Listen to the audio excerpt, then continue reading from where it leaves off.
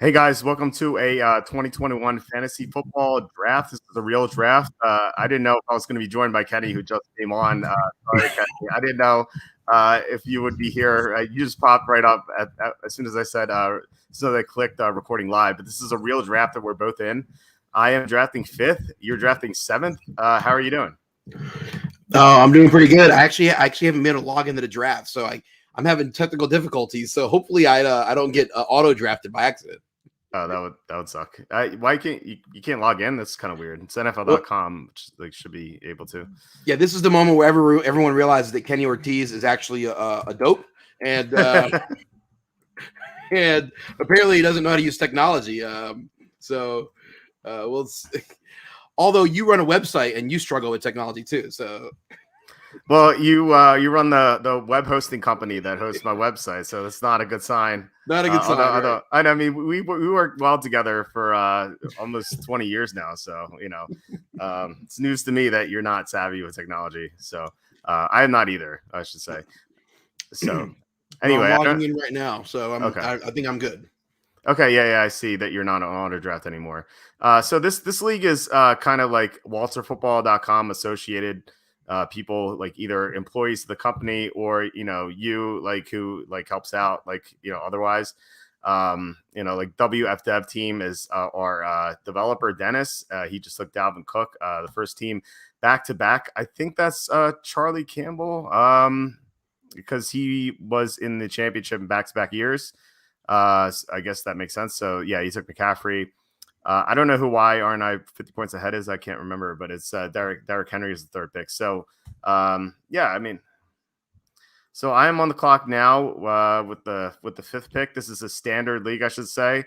And I should also say, please hit like, subscribe, comment below, share this video. That'd be awesome. And we have a link in the description for our merch store. I'm taking Ezekiel Elliott. I know that Dallas has offensive line issues. I know that he didn't have a good year last year, but from all accounts, he's healthier now. He's more in shape. The offensive line right now is healthy. We'll see if that holds up. But if all things go well for him, he can have a huge year. It really just depends on what happens around him. So I know there's risk. We talked about that when we recorded on Monday. But there's risk with every running back. So yeah, you're on the clock now. All right. So I mean, there are 2 guys that I really like in this spot, and I think you can go either way. I'm going to go Aaron Jones, but I think Saquon Barkley is also a viable option in this spot. Maybe I shouldn't say that, but I have no idea how long Barkley will be on the board. But I think you can make a strong argument for either one of those guys. We've talked about this, previously. There's so many question marks with every roster when you don't go running back in this spot in the draft. And so I don't want to be in that spot. So and I love Aaron Jones. I think I'm higher on him than most people are. Yeah, I mean, the AJ Dillon thing is a thing. I think you have to worry about that a little bit. Of course, Jamar Williams was there last year, and so you can argue it's a sort of the same thing. But we've seen that the Packers are, against easier teams, they're likely to rest Aaron Jones because they don't want to wear him out by the playoffs. So that's the only issue. But then if you're comparing him to Saquon Barkley may not play week 1. So right. I think you could definitely argue that you made the right choice there. And by the way, we've had all running backs so far. It's kind of crazy. Yeah, it is kind of crazy. So I think I'm going to be up here in the 2nd round. And, I'm surprised. There's a couple guys I thought would be gone by now. And so first non-running back off the board. First non-running back right here. And so to me, I mean, I'm really, really tempted to go receiver here because I love Stephon Diggs. I love Tyreek Hill. I feel like it's, they're the better player. But again, as I said before, in every mock draft I've done and real draft, the running back position is just so hard to get. And so I'm going to go with Joe Mixon here. I just think I think you can make a really good argument for one of the receivers, but I really want the running backs in these positions. Yeah, I understand that. I mean, running back is so thin. We discussed this on Monday. It's so hard to find running backs later in the draft. I have concerns with Cincinnati's offensive line, but again, this is like, I feel like a broken record here. Like you can make a bearish case for any running back chosen thus far, which right. is, kind of a sad state of the, of the fantasy situation we're in. I remember like when we used to play back in the day in like 2000, 2001, when we first started playing, you'd have running backs. If they scored 15 touchdowns, that'd be a disappointment. Now it's like if you score 15 touchdowns, you're one of the top picks in fantasy. It's kind of crazy. So I am on the clock. I had this same sort of situation Tuesday when I drafted with Jacob, where some of the running backs still left on the board. I think I can get in the third round. I won't name them because people drafting in this league are going to be watching this. So I don't want to name anyone, but I think I'm going to go with Deandre Hopkins. I've been taking this guy in the second round nonstop. I expect big things out of Arizona this year. I bet Arizona to win the Super Bowl 50-1 odds. I bet Kyler Murray to win MVP at 16-1. I just think Hopkins is going to have a huge year. I like Hopkins a lot. I think you can make a case that he's a top 3 guy. I happen to like there's 2 receivers on the board I like a little more than Hopkins, but I don't think it's a bad pick. Yeah, I like Tyreek Hill more. Like you mentioned him. Vitro took him. Vitro is our editor, Ryan. And I don't know who he took in the first round. He went with Chubb and then Tyreek Hill, so that's a great start to his team as well. No bad picks so far. Nothing really stands out as bad. I think if you were to make a case for the worst picks thus far, I would say Travis Kelce now. But before Travis Kelce, I would have said Jonathan Taylor, just because Indianapolis just seems like such a mess with their injuries. So I don't know what we can expect out of Taylor this year. But again, it's just one of many negatives you can have for any running back. Yeah, there's only a few guys. You could make argument. There's a few guys that I feel really good with. I feel really comfortable with McCaffrey, Cook, Kamara. And then after that, you can make there's even question marks for those guys. But, after that, there's a crew of guys. I'm like, they all have some warts, right? And that's kind of the nature of it at current time. Yeah, for sure. Kind of curious who some of these. I think the Jacobs in this league. He couldn't record because of a conflict, but I think he might be Fresh Prince of Bel-Air, which is a hilarious team name. Because I recognize everyone else, and I except for Wire at 50 points, I think I know that is too. But I think Jacob is Fresh Prince of Bel-Air, and he went Eckler and Gibson, and I could tell that is Jacob because those are the sort of guys that we've been drafting together. So a good start to his team as well. I think a lot of people. This is interesting. Those 2 picks, I'm much lower on Eckler than most people are, and I tend to be much higher on Gibson than most people. So I kind of torn on those picks. It's interesting. I think people are underrating Gibson quite a bit. I think people, for whatever reason, he never played running back his entire life, and look what he did last year. It's amazing. So I'm really looking forward to watching him this year. Yeah, me too. I'm interested to see if they use him more on third down. They didn't do that in the preseason, but they might just not be showing their cards. Because Keenan Allen came out and said that they were going to try to use Gibson like Christian McCaffrey, which makes a lot of sense. You said it, like he hadn't played running back until last year. He's a receiver. So like, why wouldn't they use him on third downs as a receiver in the backfield? So I'm very curious to see what they do. Yeah. So we've had 2 tight end picks so far. I know, like Charlie, I think McCaffrey and Ridley is a great start. I just I love Darren Waller as a player; he's phenomenal. But at tight end this early, just is not a fan of that. But again, this is a 10-team league, so I think you can get away with that. I don't think you can do that in a 12-team league. I think I'm actually less likely to do it in a 10-team league because the waiver wire is going to be more plentiful. I'm going to be able to stream tight ends. So my desire to my need to get a tight end in a 10-team league is less than in a 12-team league. So I know everyone has different philosophies. I'm just not one that's usually, to me, in a 10-team league, I'm not looking at a tight end at the earliest 6th round. And the reality is by the time I get there, the guys I might like will be gone, which really means I'm going to be the last guy to draft. Me and you'll be racing to see who's the last guy to draft one. That's true. It's definitely true. Unless we get like a crazy value or something, I'm not going to draft the tight end until late. Kittle's there in the 5th or something, maybe, Right, exactly. So my thinking is with this 10-team league, like running back isn't going to be as thin. You like you're not going to be trapped with not getting a good running back as I should say, like you're not as likely to do that. So that is my thinking. Where I think it's better to draft the tight end early in a 10-team league than a 12-team league. But then again, I could be wrong about that. I still would prefer the running backs and receivers, though. Yeah. Like I shouldn't say, but like I think I'd be more likely to take a quarterback earlier here as well. Not in this round. But if I can get like like Kyler Murray in like the 7th round here, like I think I'd be very interested in that 7th round, which would be like a 6th rounder in a 12-team league. I am never tempted to take a quarterback early. I don't blame you. I don't blame you at all. Yeah. I mean, every format's different. Obviously, every league's a little different. Some leagues we play in, guys wait so long that it becomes advantageous to be the first guy to take one. What's tilting about the NFL.com thing is you hear Roger Goodell every time. I just turned that sound off. So that's very smart. I don't even know how to do that. So you're more savvy at technology than I am, apparently. So I think I'm looking at a running back here. Although I can make a case for a receiver.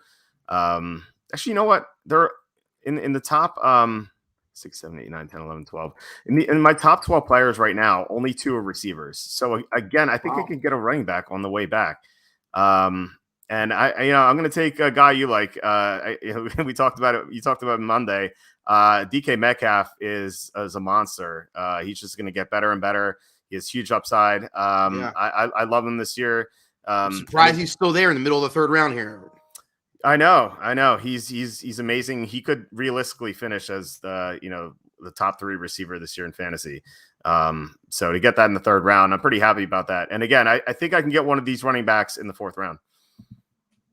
Yeah, you might be right. I mean, there's some of them you don't like, I should say. Yeah.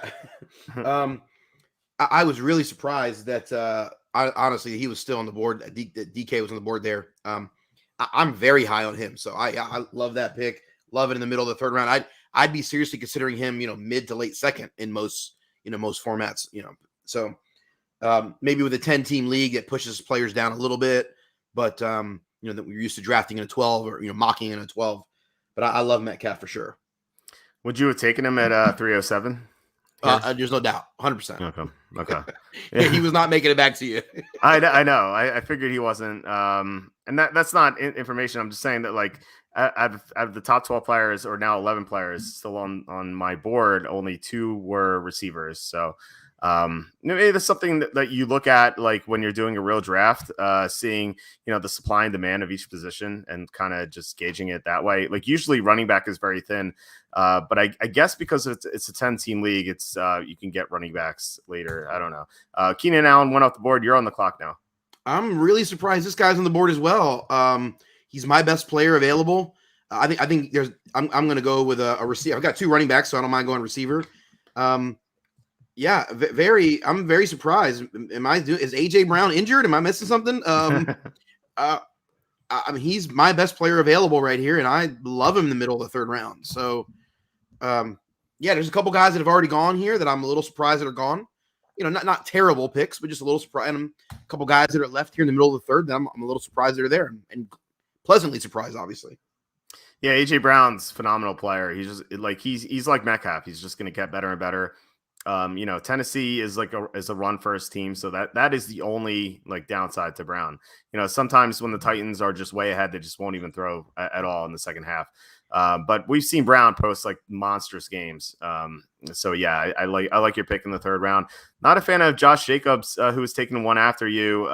That Raider offensive line is a disaster. Jacobs is very talented, so like maybe you can make up for it against bad teams. But when the Raiders play a good team, and they're underdogs and they're trailing, Josh Jacobs is just nowhere to be found because he doesn't participate in the passing game as much, and he won't he do so less so this year with Kenny Drake on the roster. So that I worry about that because I think the Raiders are one of the worst teams in the league, in the AFC at least. Yeah, they very well might be. Yeah, I like Jacobs more. I'm a little higher on than you are, and the offensive line is bad potentially, but that doesn't make me as nervous because I believe in the talent so much. I just believe in him that right here in the middle of the third is probably a little bit higher than I'd want to take him, but in this format, late third, early fourth, I think is decent. I've seen him slip in some drafts, fifth or sixth, and I think that's ridiculous.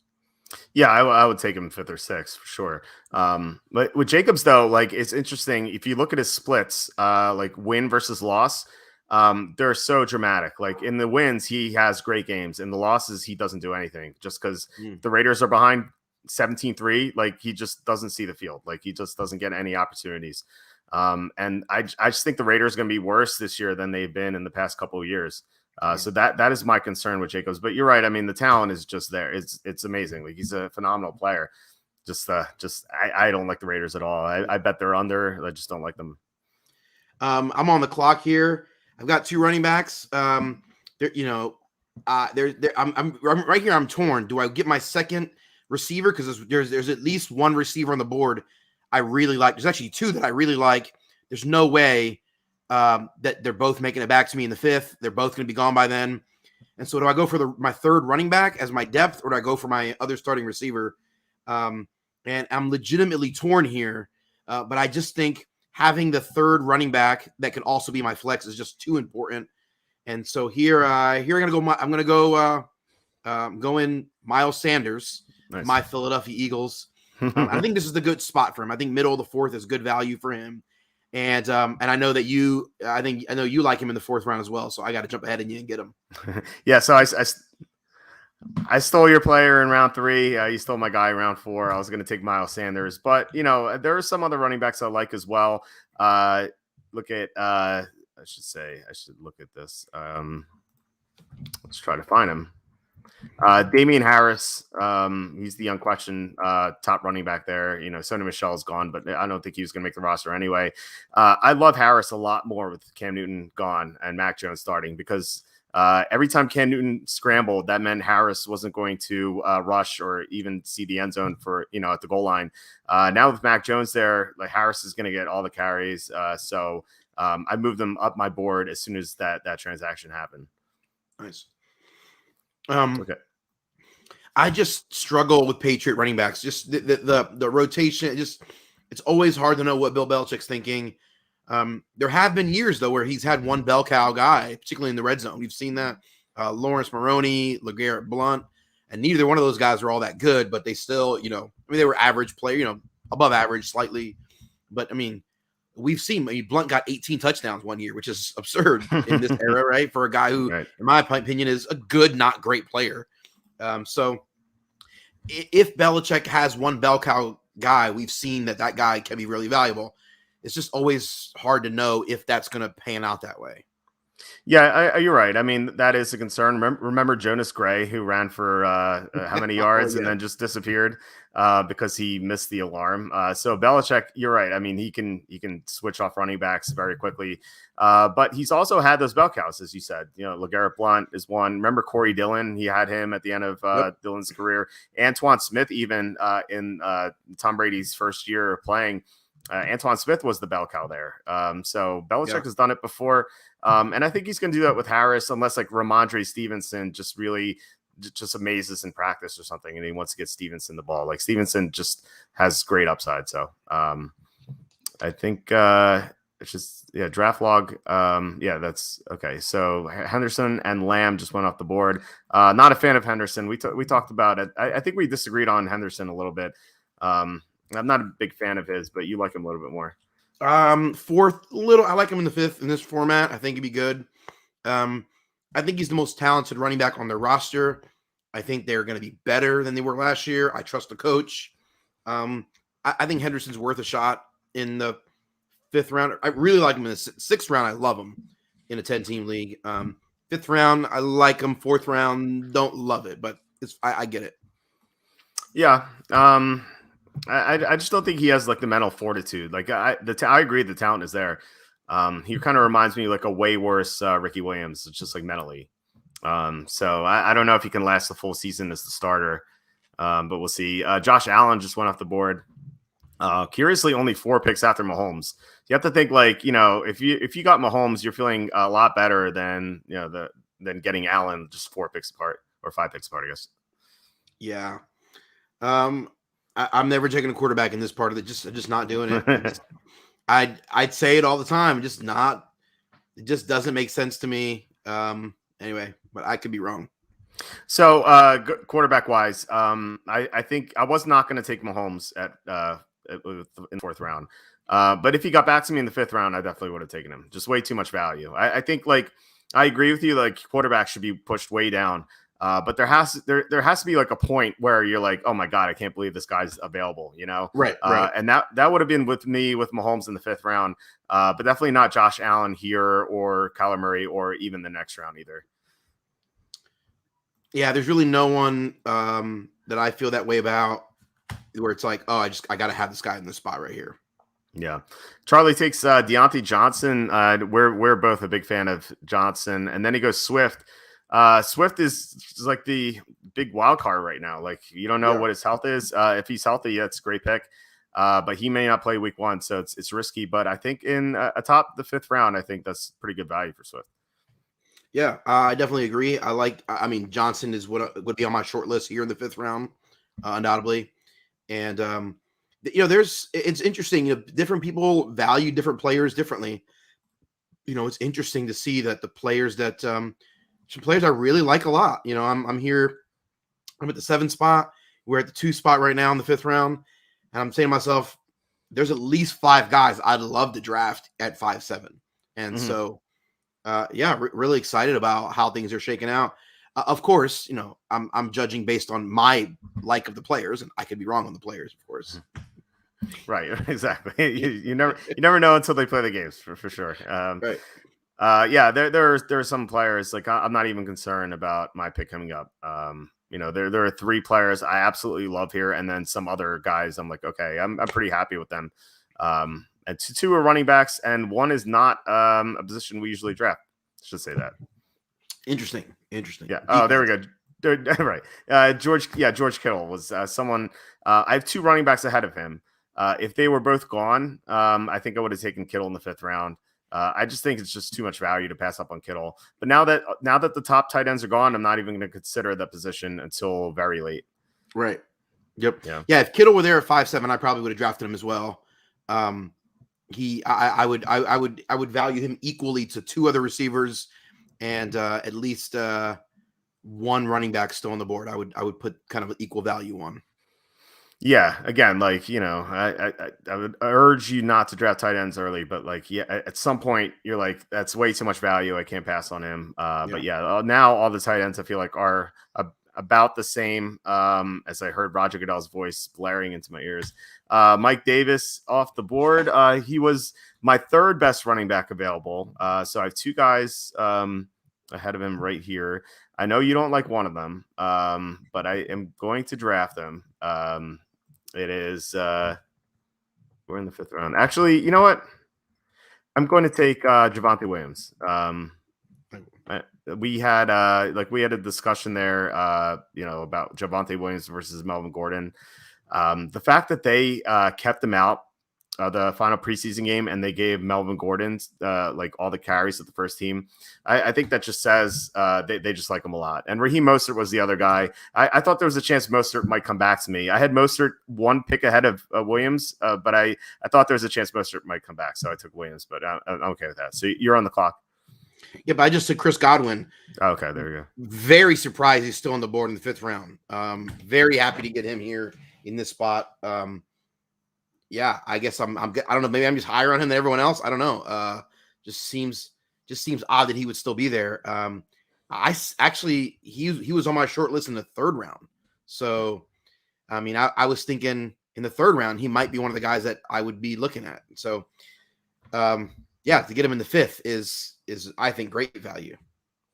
Yeah, Godwin was the second best player available on my board right now, and the first is a quarterback. So I definitely love the Godwin pick for sure. I don't know why Mike Evans is going 2 rounds ahead of Godwin. Just seems wrong to me, right? Like they're pretty similar to me. I mean, I like Evans more, but Right. barely.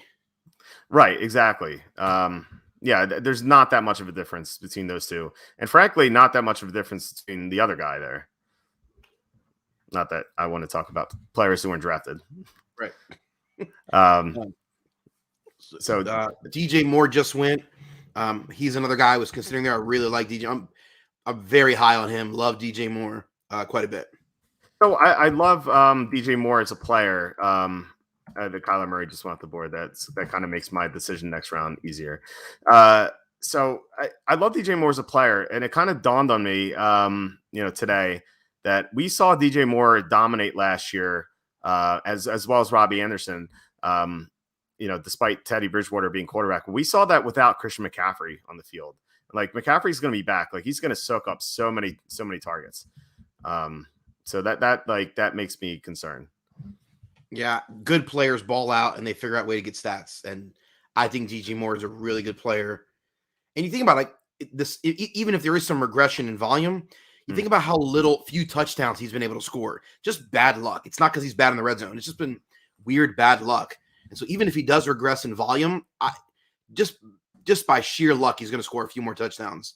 I foresee this year. So I like him quite a bit. So here we're in the 6th round. There are a couple guys that are on my 5th round target list that are still on the board that I really like. My question is, do I want to shore up my running back position? There's one running back I like here in this spot, but it's probably a slight reach for him. And then at the receiver position, the receiver that I think is the best receiver on the board is actually a guy I don't want to draft because he's a teammate of one of the guys I've already drafted, so I'd rather not do that. So I'm going to go with the second best receiver on my board right now, and that's Tyler Lockett. Lockett's the kind of guy that you're going to have to deal with, terrible weeks. There's always a 3-catch, 27-yard week looming around the corner. But when you have roster construction that's solid. So I'm looking at Aaron Jones, I'm looking at AJ Brown. Those are consistent guys. I like Godwin as a consistent guy. So if I'm going to have to use Lockett as a flex or as a second receiver in moments, I feel like I'm okay with the boom bust nature of him because I've got some consistency elsewhere.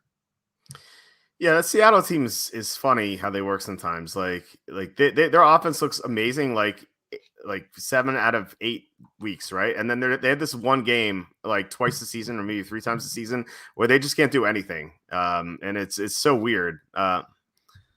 So Chase Edmond just went off the board. I think Vitro's drafting right off my board because he's taking the best player available every time. So there's so many good receivers available. Like it's kind of ridiculous. Like you could just take any one of them.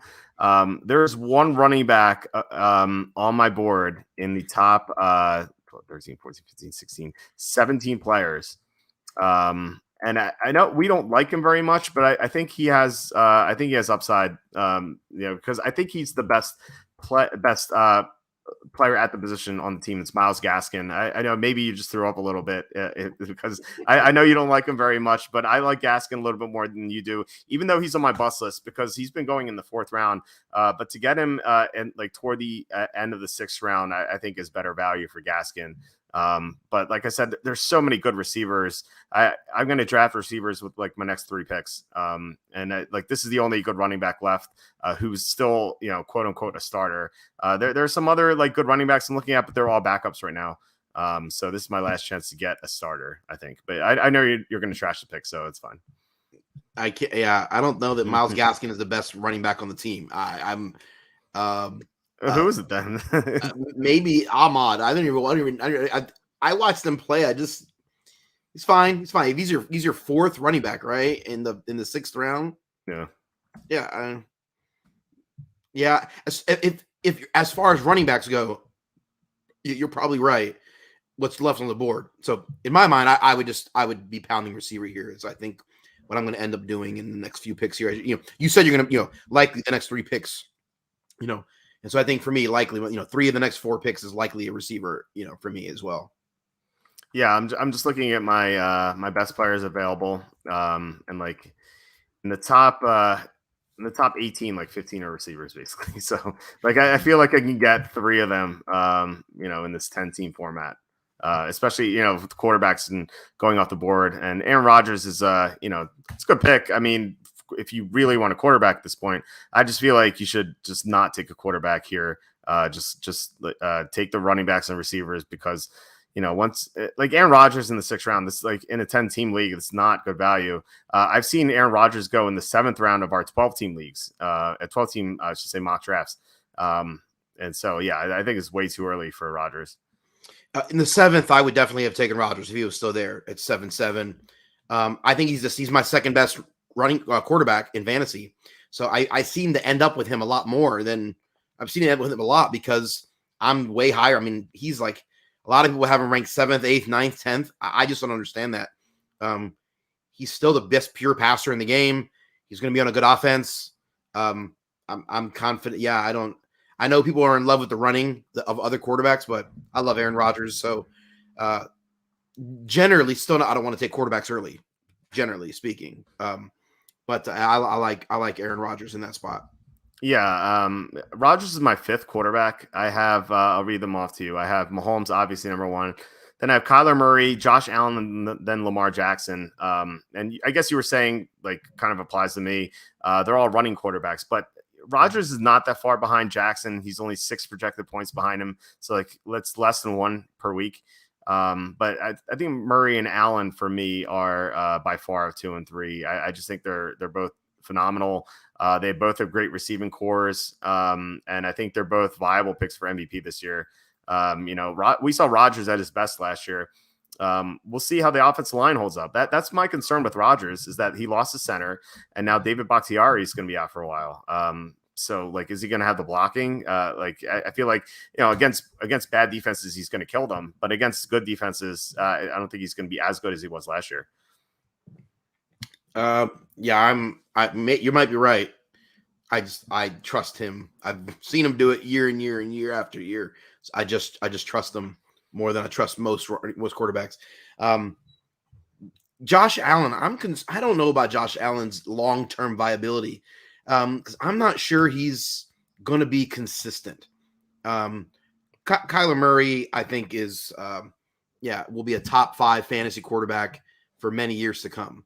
So I think you're splitting hairs to some extent with some of those guys, right? I mean, you're pretty close, but I'm not as confident in Josh Allen as others are.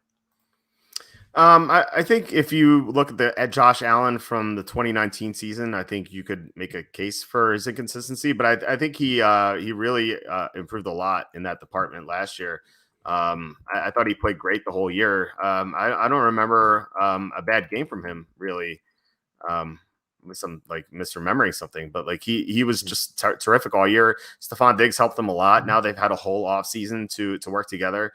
And the offensive line wasn't healthy last year. Now like we'll see what happens, but presumably it will be. I like Gabriel Davis a lot. I think he's going to emerge as a good replacement for John Brown. And then you have Emmanuel Sanders is their 4th receiver, which is kind of nuts. Like he was the number 2 in New Orleans last year. I know he's not the same player he once was, but still, like he's still your 4th receiver. It's kind of crazy. Yeah. All right. You're on the board. Yeah. Goodell just told me I'm on the clock. I will see if this guy's still available. It is Chase Claypool. I'm shocked he's still available. I thought I may have missed him being taken off the board, and I'll say this honestly. I missed Allen Robinson, and I was gonna like freak out when Allen Robinson got to me a couple rounds earlier, but he did not. He was taken off the board. So you're on the clock now. Yep, here I am. Who just went before me? I must have missed that. Jerry Judy. Jerry Judy. All right. I like Judy. There are still several receivers here that I like in this spot. I feel like I need a 4th running back that I like, but I don't think I like any of these guys here. So this is a moment. Okay, do I tread the tight end? Like, I don't know. Like, probably not. I don't know that I love these guys enough. Yeah, I think there's several receivers I like. They're all that are going to be available in the 8th, or most of them going to be available in the 8th, probably. And there's not a running back here that I love as my 4th running back. But I feel like I need to get a 4th running back. So I'm struggling a bit. And I don't know, maybe I look at quarterback. Maybe 7th round is late enough. I don't know. I feel like I got to stay on brand. I got to avoid quarterback. I don't know. So I think I'm going to go running back here in the 7th round. I think I'm going to go with my high end pick. Oh, wait a minute. Was he just taken? Was Sermon just taken? Did I miss that? Yeah, Sermon was taken. Yeah. Okay. Well, all right. 10 seconds. I got 10 seconds. All right. I'll go quarterback here. I'll go Russell Wilson. Okay. I don't love taking quarterback in this spot, but I just feel a little funky about all these guys. So, I mean, and we've talked about Russell Wilson is my 3rd best quarterback on the board. To me, it's Mahomes, Aaron Rodgers, Russell Wilson, Kyler Murray. That's my top 4 this year. And I've had the biggest man crush on Russell Wilson as anyone. I know for many years. So, yeah. Oh yeah, I can't blame you. Russell Wilson's is an amazing player. There are 2 running backs I would have considered there. I'm not going to name them until they come up. Then I'll talk about them. But they're both backups, as I was saying. Like, there are no starting running backs still available, so you got to try to figure out who has the best chance of being a good player who has an opportunity to start. Yeah, I wasn't paying attention. We were talking, and I missed Trey Sermon coming off the board, who I really like a lot, and thought I could get him in the 7th, but maybe he's starting to sneak up boards. I don't know. So one of those running backs, Devin Singletary. And I guess he is the starting running backs. I guess you can't really make that determination because they could rotate him and Zach Moss. But he got all the first team touches in their final preseason game. Even though he didn't run the ball, he still was on the field the entire time, and they threw to him a couple times. So you have to think that he's currently the favorite to be the starter there. You don't know if that's going to hold up, but I think that, at the top of the 8th round, I think Singletary makes a lot of sense to me. Yeah, I like Singletary in that spot for sure. And yeah, he's one of the 2 running backs that I was considering there when I was thinking about Russell Wilson. When I, eventually took Russell Wilson. And Leonard Fournette just went. The other running back that I was seriously considering in that last spot is still there. So that's good. That shook out well for me. I'm going to go Michael Carter of the Jets. I'm not super confident in his talent. I'm not going to pretend to be a pro college scout, but everything I've read about him seems like he's going to be the guy that's most common. He's going to be the guy that gets first looks, and he's going to be good in the passing game potentially. And I generally think the Jets are going to be a mediocre team, not a bad team. And so a running back on a bad team, I don't really want. Running backs that are talented on a mediocre team can produce in fantasy. And I think a lot of people are writing off the Jets. I think they're going to be slightly better than a lot of people realize. Yeah, I think they win 4 or 5, 6 games. They're not going to be a good team, but they're not going to be one of the worst teams in the league either. I at least think they're going to have good offense. Their defense might be terrible. Their defense, I think in the preseason, they played the Packer backups and they couldn't stop them. So it's going to be rough, but that means they're going to have to throw a lot, and they could throw to Michael Carter. So it's a pick with good upside. We'll just have to see if he gets touches or not. So I think that's definitely something that we have to figure out. So I'm on the clock. Antonia Brown, as I guess I mentioned him earlier. I don't think there's much of a difference between him, Mike Evans, and Chris Godwin. When Antonia Brown was on the field last year, fully integrated into the offense, he saw just as many targets as Mike Evans and Chris Godwin. Tom Brady loves him. He's super talented still. And that offense is going to be great. So sign me up for Antonia Brown in the 8th round of a 10-teamer. I think he's going to have a great year this year, unless he implodes mentally again. Yeah, it's always a possibility. I couldn't believe it. I was in an auction league on Tuesday night, 14-team, 2-quarterback auction league. I couldn't believe it. I'm just giving you an idea of how much other guys went for in that league. Nelson Aguilar went for $4 in that league. Devontae Adams went for $69 in that league. Stephon Diggs went for $50-something. I got Antonio Brown for $1. Wow. I nominated him and no one bid. I bid, the minimum bid's $1. I nominated Antonio Brown for $1. Thought for sure he would get bid up, and no one wanted him. It was crickets. I could not believe it. And it was late in the draft. Very few guys had any money left. So, I get it. If he'd been nominated earlier, that wouldn't have happened, likely. But literally, Mike Williams from the Chargers went for $7, just a few minutes earlier. Nelson Aguilar went for $4. Antonio Brown went for $1. He's my 7th receiver in that league. I'm like, listen, I'll take it. What is this, 2019 again? Like, I don't get it. Like, I don't know.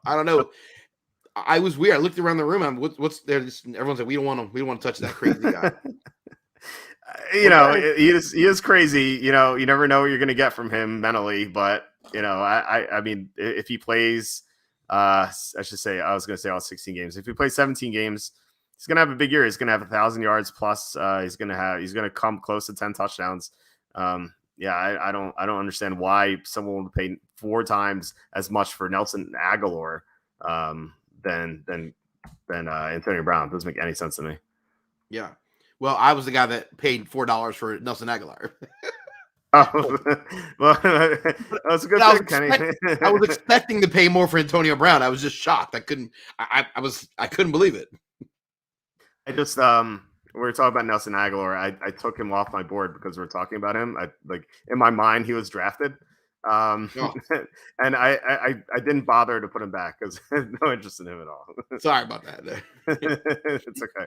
Jamar Chase just taken here in the 9th round. I'm very curious to see what happens to Jamar Chase because in the preseason he had 4 drops and 1 catch. There was so much hype with him entering the draft, and to see him struggle like that was just so shocking to me. I just don't know what to make of that. I don't know what to make of Joe Burrow, who's played 3 snaps in this one game in the preseason. Like, why even play him at all? And the Bengal offensive line is looking very worrisome. But I mean, Jamar Chase's talent is there. It's just I don't know if he's going to live up to it. We'll see. Yeah. I think that's one of the many things I'm looking forward to this season. Like, if you were to rank a top 10, I want to see what Jamar Chase does after that disastrous preseason. Yeah, I mean, it's harder. I mean, the last time we saw him play football, serious football or meaningful football, was en route to a national championship along with Joe Burrow and Justin Jefferson, and he was the best player on the field for both teams, offense or defense. I mean, he was unreal, right? Mm-hmm. And so I think the expectation is we saw what Justin Jefferson can do. We can't wait to see what Chase can do. And then he comes out and has this unbelievable clunker. And so I think I agree. I think a lot of us are hoping for some great stuff out of him. I saw a report, one of the beat writers for the Bengals. He wrote that Jamar Chase could lose snaps to Auden Tate during the regular season. And I'm like, no way. Even if Jamar Chase keeps dropping passes, they're not going to take him off the field for Auden Tate. I can't believe that. But side note, I kind of like Auden Tate. I think he's got more talent than people. I think he's a talented player. But you're right. If they're taking Chase off the field for Tate, they're in absolute implode mode. I know. And it's so easy to criticize them and saying oh, you should have took Penei Sewell with the 5th pick, but Sewell's been terrible in the preseason too. So and Jalen Waddle's done nothing. You can't really, I love to criticize teams, but I just can't do it here. It's just, it's really bothering me that I can't. I also got to remember, these guys, they are rookies. It Right. really is there's a lot of guys that have had really bad preseasons and have turned it around very quickly. Yeah, and conversely, we saw Daniel Jones look like Joe Montana in the preseason. Remember that a couple of years ago? He didn't fire an incompletion, and that wasn't dropped. He looked phenomenal, and then we've seen him just look worse and worse ever since. Yeah, I think that goes to show when teams are game planning, it makes a difference. Mm-hmm. Yeah, I would say so. Just bland defenses. It's basically basically 7-on-7 drills sometimes in the preseason. It's weird that like some coaches really game plan in the preseason, like John Harbaugh does. Like I think they've won 20 preseason games in a row. It's like that, or maybe it was 19 or something like that. But like they either tied or like exceeded what the Patriots did that one season in 2007 when they almost went 19-0. So funny. I know. Right. So I'm on the clock after Honey Badgers makes this pick, and I've kept my promise so far. I've taken 2 receivers, so I'm going to take my 3rd receiver in a row, and this guy I love is still on the board. I think as long as I didn't miss him, it's Marquez Callaway. I liked him last year when he got his chance, and he, Michael Thomas is out for a couple games, and he looked good as the number 1 receiver. And then in the preseason, he was just terrific with Jameis Winston. So I don't think it was a fluke. Like, where we're talking about with the preseason, some guys look good. I thought he looked good in regular season action last year. He's the number 1 receiver in New Orleans. And Jameis Winston can produce great fantasy receivers. We've seen that. So I like Callaway a lot in the 9th round. Nice. I'm on the clock here. I've only got 3 receivers. I've got 4 running backs. The running backs at this point are just make you want to vomit. And so there's a handful of receivers here I like. I think they're all about equal in value. And so I'm just going to let my homer side win out and go with Devontae Smith here in the 9th round as my 4th wide receiver in this league. And I like it. There's one other receiver I think I like a little bit. I was a little bit higher on, but based on some of the shenanigans that have happened with his team recently, I'm gonna get a little more nervous. Once he's drafted, I'll mention it. I'm trying to figure out who that is. I don't know. It's we'll have to see. I won't give you any hints. Okay. I should say I mentioned earlier that I like 2 running backs when you're on the clock. But the other guy didn't really make much sense for you. I guess if you wanted to handcuff, it was AJ Dillon. He was taken a little bit earlier. I mean, we saw what Dillon did against the Titans in that Sunday night game last year. And with Aaron Jones not receiving all the carries against the bad teams, I feel like if Dillon gets matched up against one of the worst teams in the league, like against the Lions, when the Packers play the Lions, Dillon could go off for like 150 yards because they're just not going to give the ball to Aaron Jones. It's definitely possible. I just I have every bit of confidence that team, regardless of what happens, Aaron Jones is going to score touchdowns. So I don't expect the same numbers he had the last 2 years. I think regression is real. I think AJ Dillon being there is also real. But I love Aaron Jones as a player. Funny, I used to be lower on Aaron Jones than I think most people. I've come around watching him play. I just really think he's a really good player, and I think he's a little underrated on the national scale. When people talk about the best running backs in the NFL, I don't feel like he gets mentioned as much. I agree. And I think it's because he doesn't produce crazy stats against the bad teams. If the Packers didn't watch his workload very carefully, right, he would have even better numbers. I agree with you. I think he's super talented. I think it's funny that we just saw 2 tight ends go. So Ragnarok is a big Packer fan. He took Robert Tonyan from the Packers, and then Jacob covers the Redskins, and he took Logan Thomas, the Redskins. So I think the guys taking the tight ends they cover or like. So I thought that was pretty cool. So you're on the clock. Yep, I'm here. I'm on the clock, and more and more. So I go, well, there's really no tight ends here that I would like in this spot. I've done there's my come up. There's not a tight end I like. I've got 4 running backs, 4 receivers, and I've got my quarterback already. So I just feel like I just need to keep pounding depth at this point. And depth, or when I say depth, I really mean thinking about upside guys, right? Mm-hmm. And so, there's a couple guys that I like here. Just go, oh man, I don't really know. I'm just trying to go for some upside. There's a guy I've really been thinking about drafting in leagues, and I'm not sure I want to draft him. Let's see. I'm gonna do it just because I want you to talk about him. No, I'll wait around and do it. I'll wait around because there's some running backs here I kind of like a little bit. Now they're all garbage. You go just all right. I'm gonna go here. I'm gonna go Tony Pollard, running back.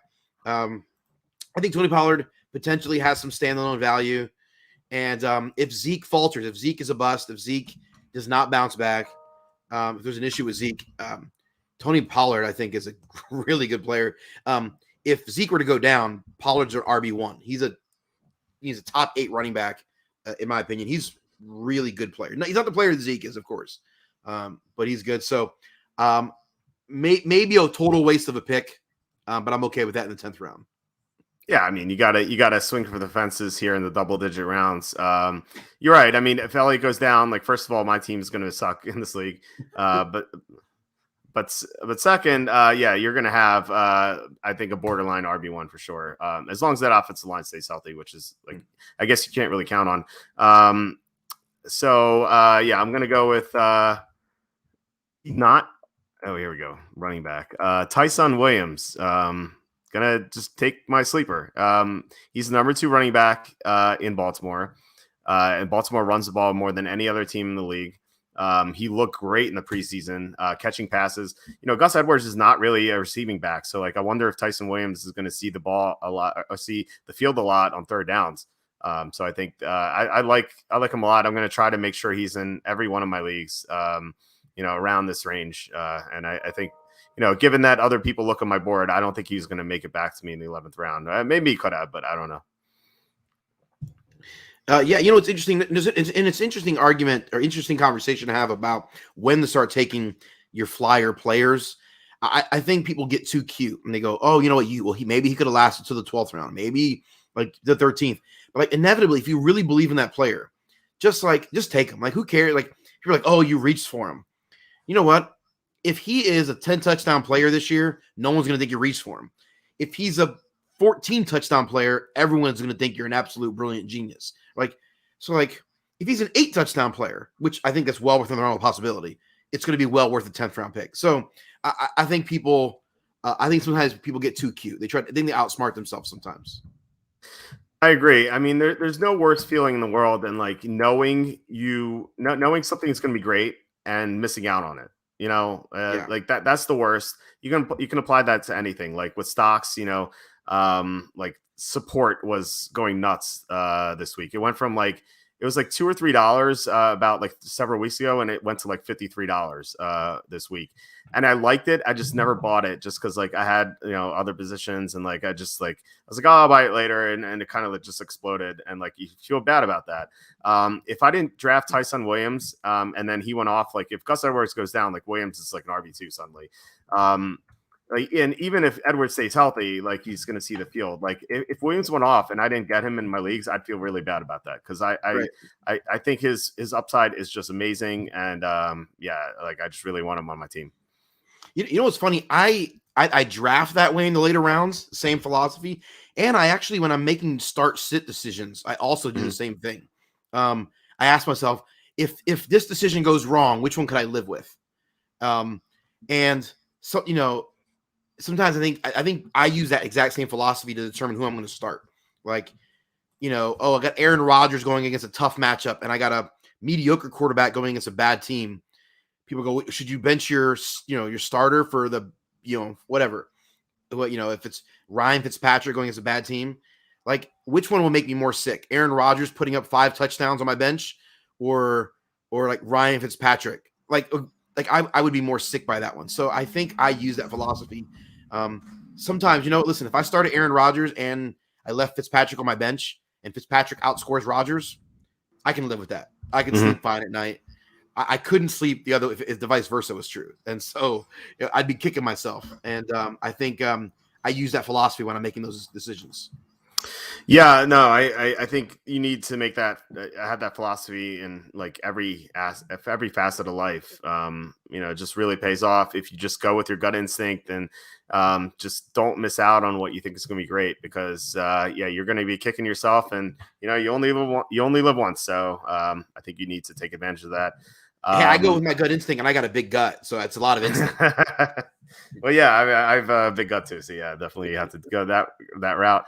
The Redskins have just taken on the board the first defense. This league is different with defenses; like they can really go off. So I can at least understand that. I still wouldn't do that this early. We have a question though from Lee. He says, "I have Goddard as a tight end. Should I trade Gaskin for Pitts? What do you think about that? You're trading Gaskin away to acquire Pitts. I mean, I feel like I think Pitts is probably a more valuable player. You're definitely going to disagree. And so, but I don't know. I don't know that I'd make that trade. I'd be trying to trade Gaskin for something more than Pitts. I think you could probably get more for him right now. Yeah, I think so too. I mean, you have Goddard. Like, why do you need it? Why do you need Pitts? Like, they're pretty similar. Like, you don't even know what you're going to get with Pitts. It's a rookie, and he's a phenomenal talent. But so is Jamar Chase, and like, you're not going to trade Gaskin for Chase right now. So, at least, well, maybe if you hate Gaskin a lot. 11th round. So we got a couple guys just came off, a couple other defenses came off the board. Michael Pittman was taken, by the way. Michael Pittman was the guy I was saying earlier that I had ahead of Devontae Smith, but with the injuries and now there's the vaccine controversy, and I'm just like, I wish these controversies and melodramas in society would stay out of sports. But I just can't help but wonder, like, is this going to impact the team in any way? And so to me, Michael Pittman and Devontae Smith are a very similar player.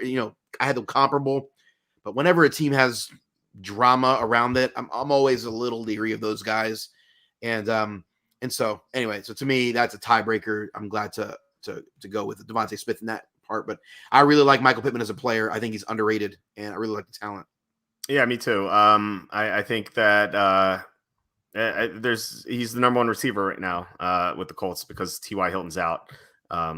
And yeah, Indianapolis looks a little worrisome, from a fantasy perspective, but I still like Pittman. I'm going to move him up in my rankings tomorrow. Just kind of thinking about it. So is this guy still available? No, Chark is gone. I was trying to find him. No, wait, is he? Oh, he's still on the board because he's the guy I was going to draft next. Oh, sorry about that. I was looking at running back. Chark's not a running back. Why is DJ Chark still available? I have no idea. It's so weird. He should have been gone. Yeah, he was the third receiver from Jacksonville gone. Marvin Jones went before him. Like, I don't get that at all. Yeah, that's strange. I was going to consider Tom Brady because I don't have a quarterback yet. But they're all the same at this point. I think I Brady like a tier above everyone else. But I have let's see, I have 2, 3, 4, 5. I have 7 quarterbacks in the top 15 of my top available right now. So I don't really care at this point. Nice. Staying true to our draft philosophy, apparently. Although I did deviate a bit, getting in the 7th round, a little early. Yeah, I've taken all running backs and receivers. I'm pretty confident I'm the only one who's done so. If you look at my my depth chart right here, there's no quarterback, no tight end, no kicker, no defense, and my bench is full. I love it. I know.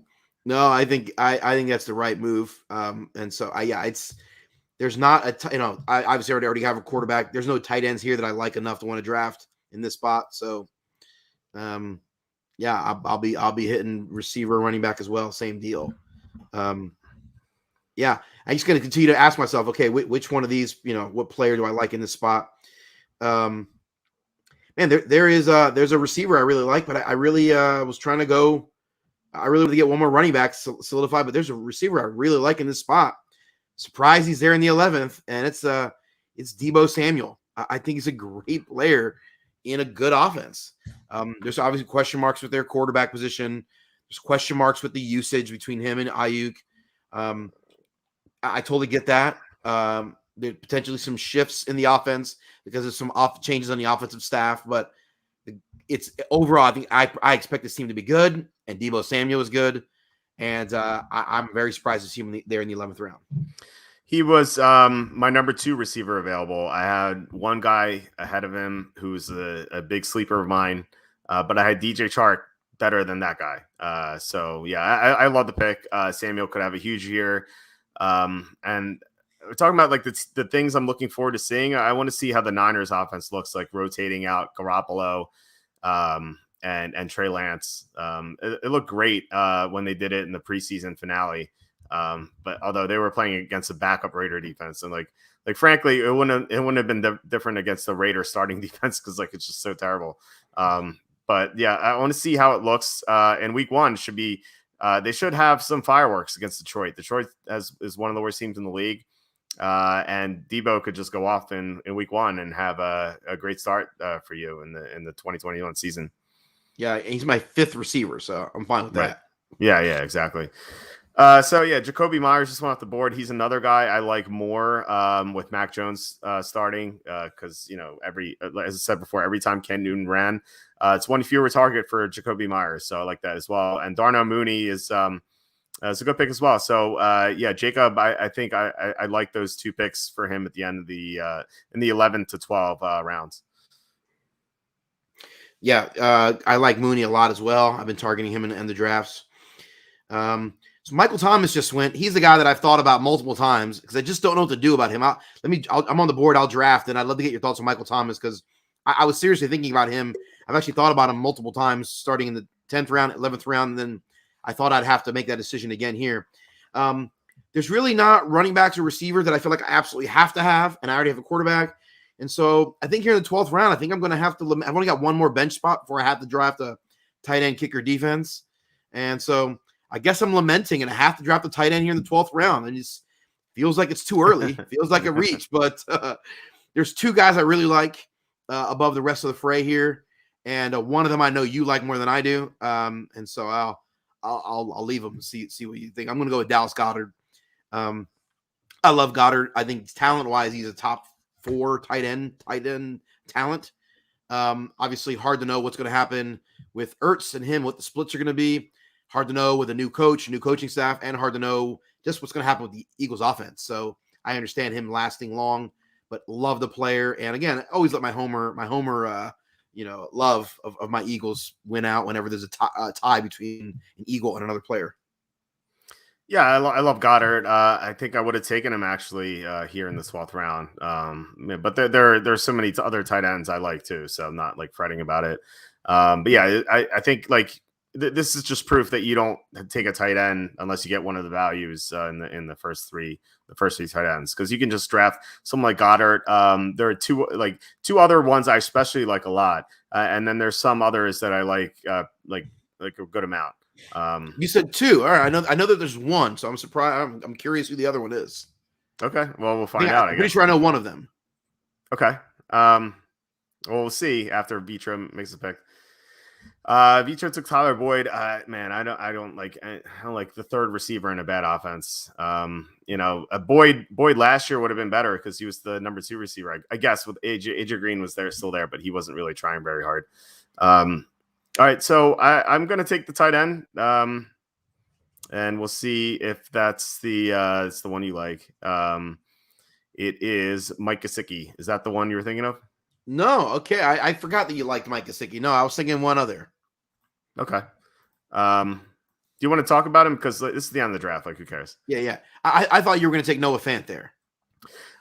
Yeah. So Noah Fant was the other guy, but I have Javonte Williams, so I didn't want that conflict. Okay. I know I have Myles Gaskin too, but Gaskin is further down the draft chart, the depth chart on my team, so I don't really care about that conflict. But like, there's a good chance I'll be starting Javonte Williams every week, so I didn't want to start Noah Fant as well. But yeah, Fant was definitely on my radar.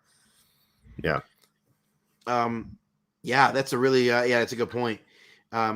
Sometimes if there's enough offensive firepower to go around, that doesn't bother me. I don't mind. It doesn't bother me to start players from the same team if it's a really good offense. But with the Broncos, I think they're going to be fine. I'm not necessarily going to be great, and so that's there are some offenses I'm not nervous to start multiple players, but the Broncos are probably not in that category. Right. It's a great point. Like, hypothetically, if you had to play Travis Kelce and Tyreek Hill, like, are you going to be upset by that? Like, no, of course not, right? And that's even a good strategy on DraftKings. Like, you stack Mahomes with Tyreek Hill and Travis Kelce, so it's like a double stack. It's like natural because they have that firepower. Like, Denver doesn't have that. Like, Denver's not going to have a bad offense again this year. Like, Bridgewater is going to be an upgrade. Plus, they have a good receiving core, but it's definitely not something like an offensive powerhouse where you want 2 guys from the same team. Matthew Stafford just went off the board. He was going to be the quarterback if I chose a quarterback. But there are, like I said, just a group of quarterbacks like bunched together that I really don't care. So I don't know if that's WF Dev's team's second quarterback or not, but I definitely would not take a second quarterback, especially in the 10-team league. No. Yeah. So I think I'm the only one without a quarterback. I have no quarterback, kicker, or defense. I could troll and just take quarterback with the last pick, but I just want to make sure I get the one because people are going to be starting to take backups. Not you, but some other guys like Trey Lance, for example. No, I'm not taking backups. You're right. Yeah, Trey Lance I at least understand because he has huge upside. Like I still wouldn't take a second quarterback, but like if you do, make sure it's like Trey Lance or one of the other high upside guys. But like don't take Stafford with you as your second quarterback because there's just no upside there. He's just gonna be steady. 100% agree. Hard to believe. Yeah, it's interesting. I feel like the fantasy world catches up, and then like every now and then, like I'm like, wait a minute, am I still the only one doing this?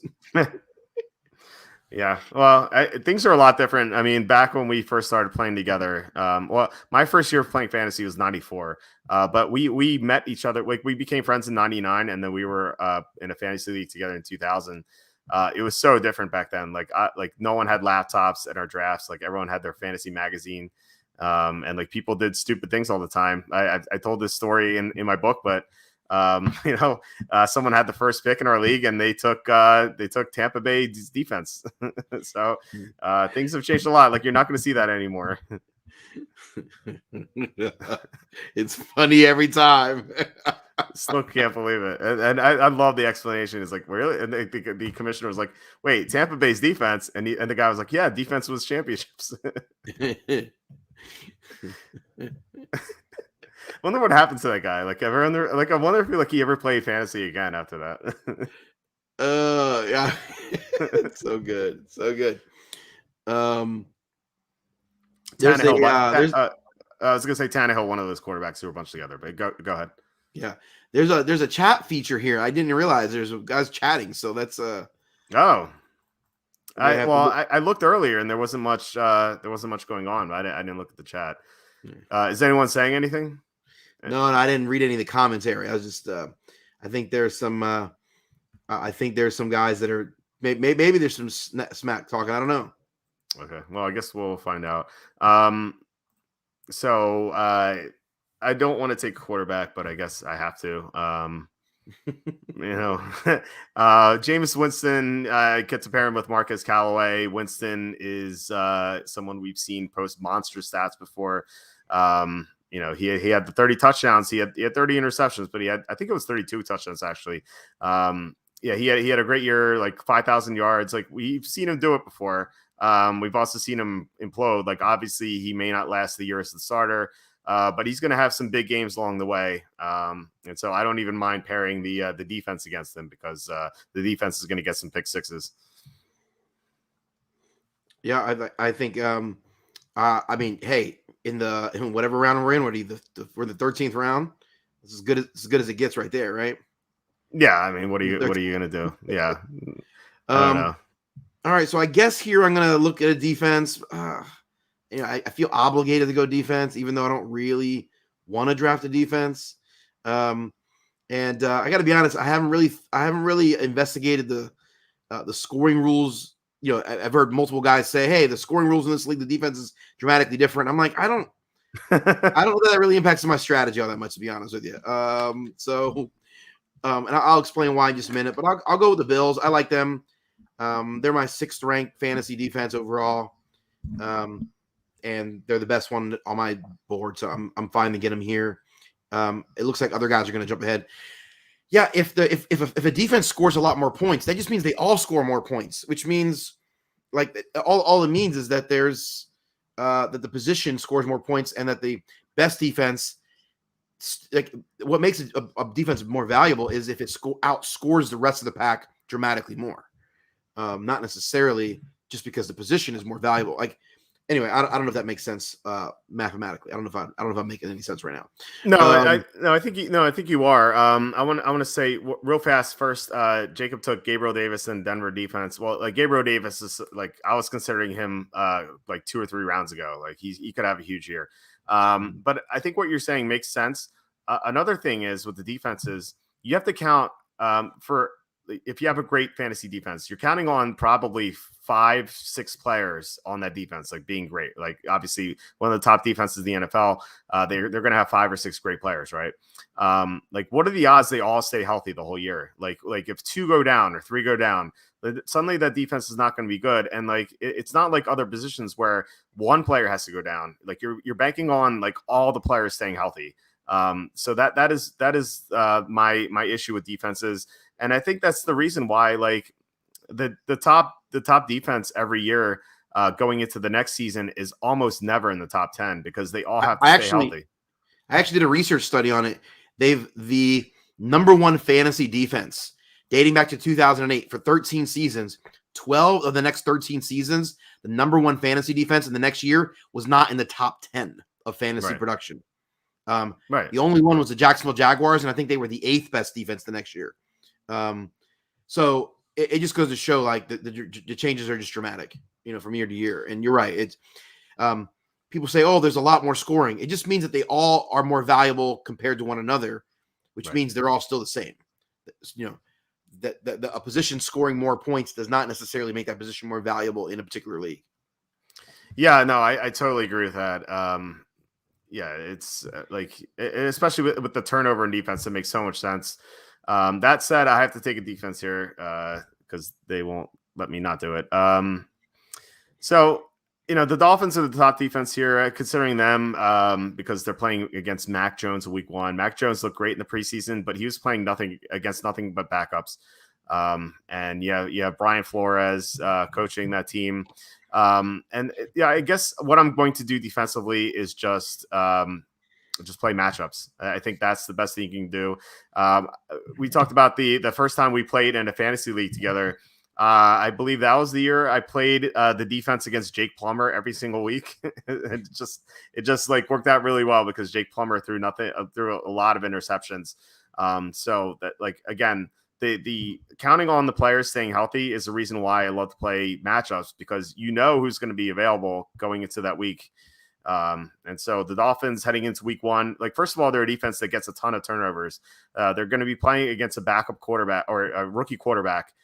So and Brian Flores is going to have a ton of time to prepare for Mac Jones.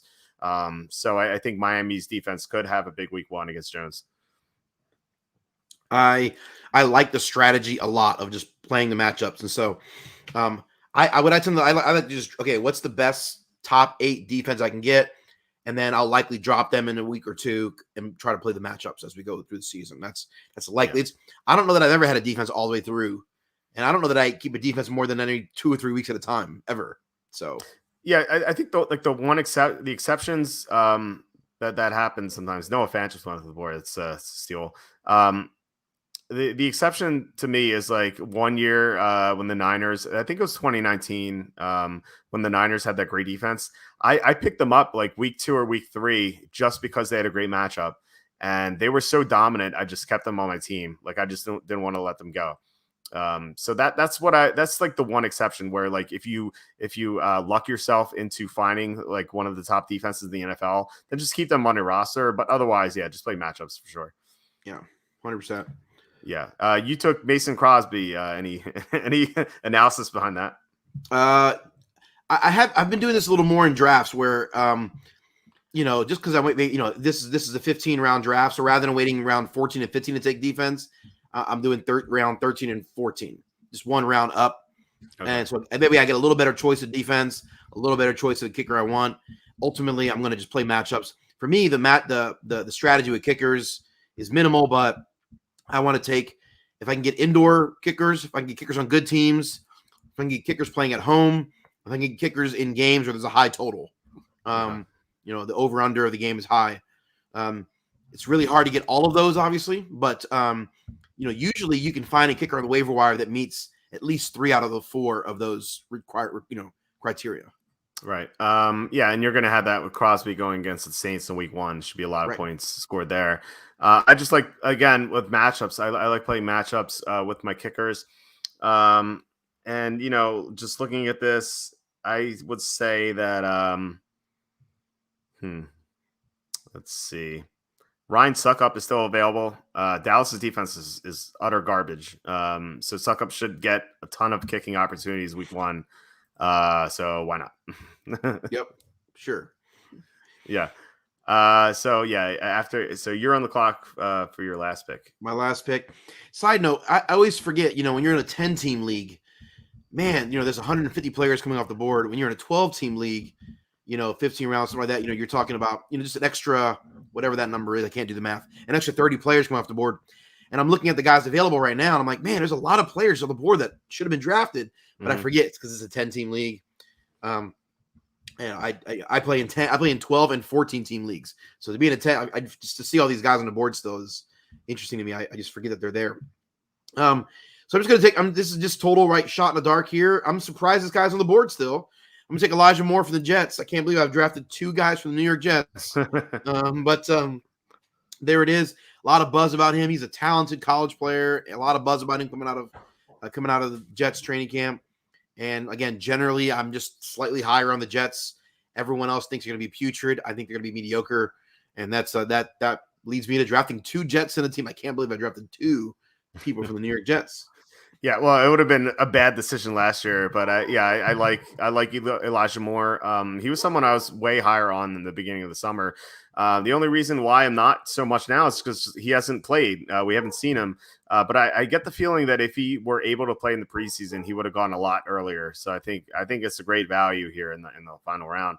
Let's go over my team real fast as these final picks come in. Quarterback and tight end looks weak because I was the last person to draft those. So Goodell just told me best of luck this season.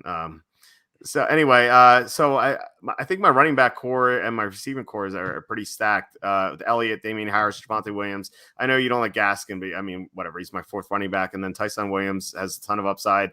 I guess probably the opposite of Gaskin, who I think has a higher floor. Receiving core: Hopkins, Metcalf. I think it's a great start.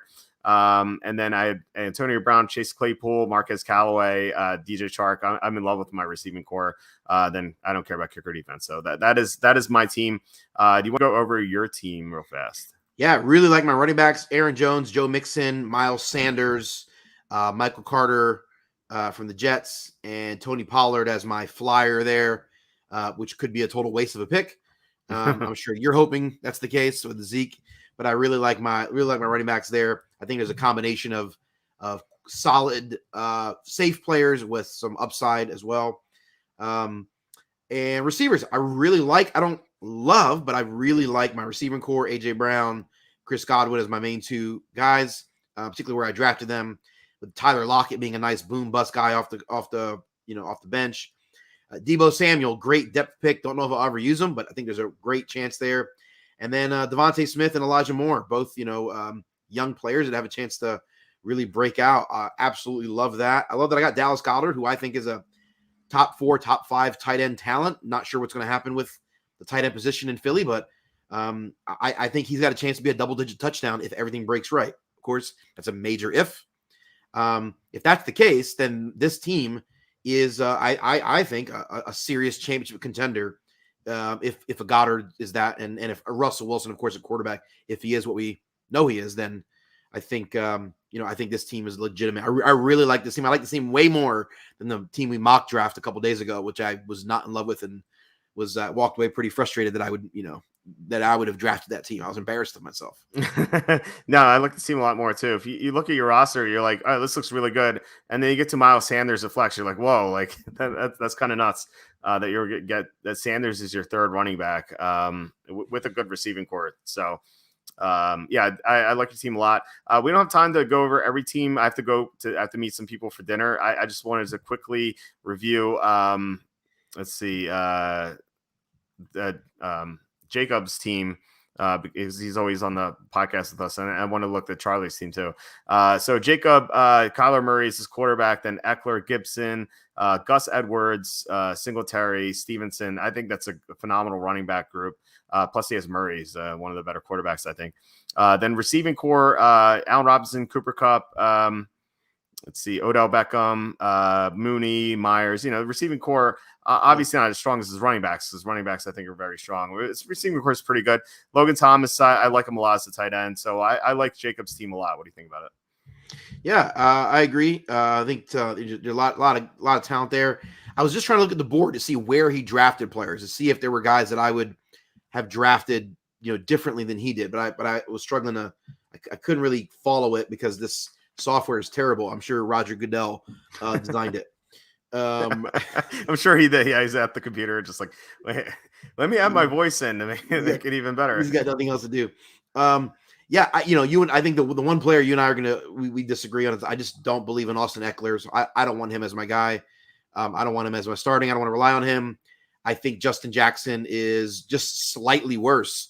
So, when you have a player that's not clearly better than the other guys in his team, it just means workload can cut into. So that makes me nervous. But I'm really high on Antonio Gibson. And so, yeah, I think this is a good team for sure. Gus Edwards, of course, there is good. I like the Devin Singletary pick. Remember Devin Singletary went in the third or fourth round of many drafts last year. Yeah. It's interesting to see him going so late this summer without any additions, right? Usually when a player drops like that, it's because they added a free agency or they drafted someone. So it's a little odd how late he is. I really like them. I liked him as a talent and think that's a really good depth play. Yeah, I like him too. It was weird to see him struggle last year after playing so well as a rookie. I wonder, like, you never know. I get like maybe the pandemic thing like screwed up his workout regimen in the off season. Like, you never know what could have happened last year. But now he's the number one running back in Buffalo, or at least for now. So yeah, I like that pick. I like Jacob's team a lot. And I said we're gonna look at Charlie's team before we head out. So Dak Prescott's his quarterback. This is pretty good. And then McCaffrey, Swift. Swift is the one concern here because he may not play in the beginning of the season. But if he does, it's a great start to a running back core. His other running backs are Trey Sermon, Ty Johnson, Chuba Hubbard. So depth at running back isn't quite there, but he has a great 1-2 punch if Swift's healthy.